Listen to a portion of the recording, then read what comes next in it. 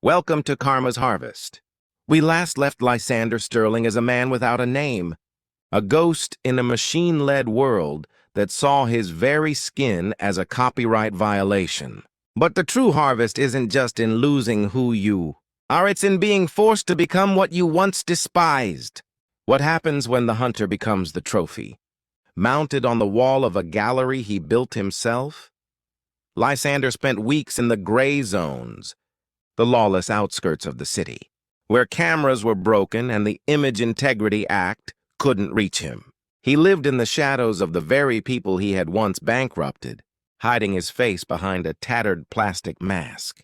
To the world's digital eyes, Lysander was a glitch, an unauthorized duplicate that needed to be erased. He was starving, but he couldn't use a vending machine. He was freezing, but he couldn't check into a shelter. His only hope lay in finding the Thorne estate. He believed that if he could find Vane Thorne, the brother of the woman whose DNA he had patented, he could persuade him to sign a license waiver. He imagined he could use his legal brilliance one last time to negotiate his way back into existence. But Lysander's arrogance was a blindfold he refused to remove. When he finally reached the Thorne Manor, he didn't find a grieving brother. He found a man who had been waiting for this exact moment for 10 years. Vane Thorne didn't call the police.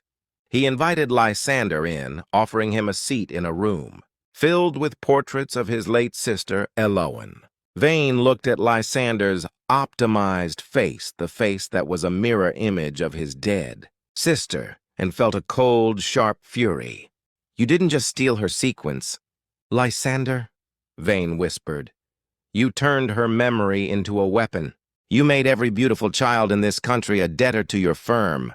Lysander, desperate, offered Vane half of his hidden offshore accounts in exchange for a legal identity, but Vane only smiled. The small twist came when Vane revealed that he had acquired the manufacturing rights to the Elowen sequence from a bankrupt subsidiary of Lysander's own firm. Under the very laws Lysander had written, the owner of a patent had the right to recall and refurbish any infringing product. To the law, Lysander wasn't a human being anymore. He was a malfunctioning piece of copyrighted hardware. Vesperian, a name Lysander had used as a pseudonym, was now his only legal designation. Vane didn't want the money. He wanted to ensure that Lysander's perfect face served the people he had hurt. The big karma moment arrived in a back alley surgical suite that Lysander himself had once used to hide his tracks. Vane offered him a choice: live as a masked fugitive forever, or undergo a de-optimization to reclaim a generic identity. Lysander, terrified of the shadows, chose the surgery, but the generic identity Vane had prepared was a masterpiece of poetic justice. Vane had signed a contract with Synthetics Corp., a company that manufactured care bots for the very low-income housing projects where Lysander's victims lived. The company needed a face for their new line of sanitation and service. Robots, a face that was trustworthy, common, and submissive.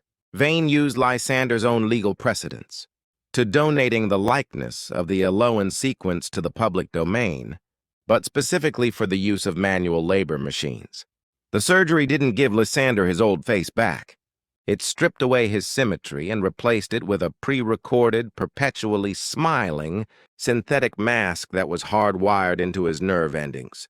He was no longer a lawyer, he was a living prototype. Now, Lysander Sterling works 20 hours a day in the slums he once preyed upon. He wears a heavy metallic chassis, cleaning the streets and delivering groceries to the families he once sued.